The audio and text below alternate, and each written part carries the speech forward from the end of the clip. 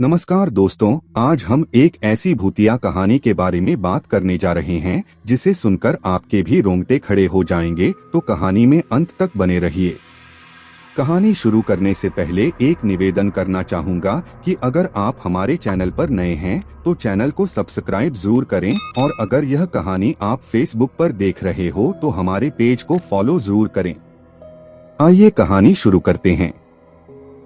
शहर से दूर एक छोटा सा गांव था जहां एक पुरानी और भूतिया मानी जाने वाली हवेली खड़ी थी। उस हवेली का नाम था विषाद भवन। यह हवेली अब खंडहर में बदल चुकी थी, लेकिन गांव वालों का मानना था कि हवेली में आत्माओं का वास है। कई वर्षों से इस हवेली में कोई जाने की हिम्मत नहीं कर पाया था। गांव के बुजुर्गों का कहना था कि रात के समय हवेली में से चीख पुकार की आवाजें आती हैं, लेकिन किसी ने भी इन बातों को पूरी तरह से प्रमाणित नहीं किया था, क्योंकि जो भी वहां जाता था वह कभी वापस नहीं आता था। विनय, जो गांव में नया आया था, इन कहानियों पर विश्वास नहीं करता था। वह एक शहर से आया था और पढ़ा लिखा व्यक्ति था। उसे भूत प्रेतों में विश्वास नहीं था। उसने हवेली की भूतिया कहानियों को चुनौती देते हुए वहां अकेले जाने का निश्चय किया। गांव वालों ने उसे रोकने की बहुत कोशिश की, लेकिन विनय को इन सब बातों पर हंसी आई। उसने सोचा, ये सिर्फ अंधविश्वास हैं, कुछ नहीं। अगले दिन रात का समय चुना गया, क्योंकि हवेली के रहस्यमयी किस्से रात से जुड़े थे। विनय ने एक टॉर्च, कैमरा और कुछ खाने पीने का सामान लिया और हवेली की ओर चल पड़ा।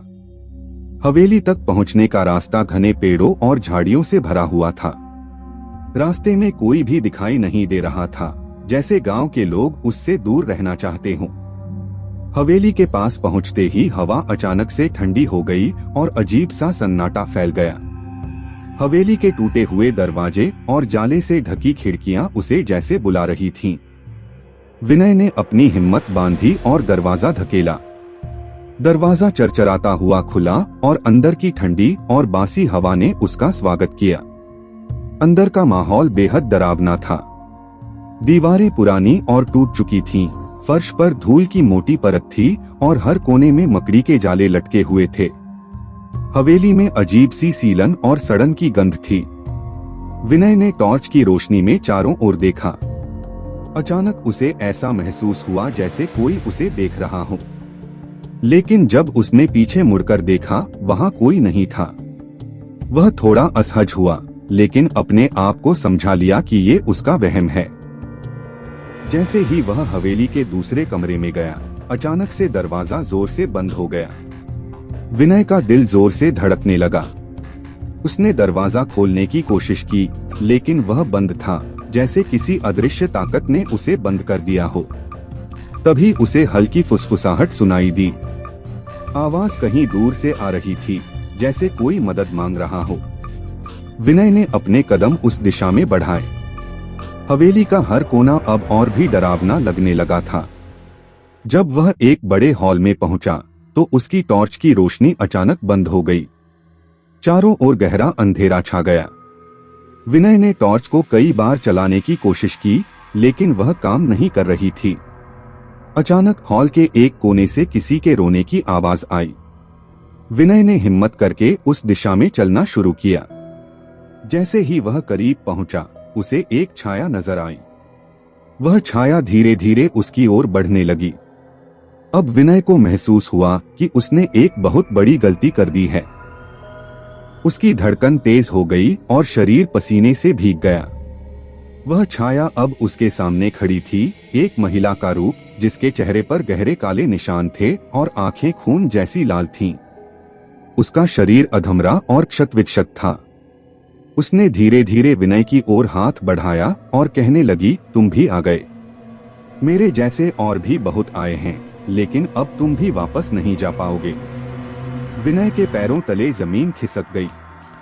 उसने भागने की कोशिश की, लेकिन उसके पैर जैसे जकड़ गए थे। वह महिला अब और करीब आ चुकी थी। उसके मुंह से डरावनी चीख निकली, जिससे हवेली की दीवारें भी कांपने लगीं। विनय ने जैसे तैसे अपने पैरों को आजाद किया और दरवाजे की ओर दौड़ा, लेकिन दरवाजा बंद था।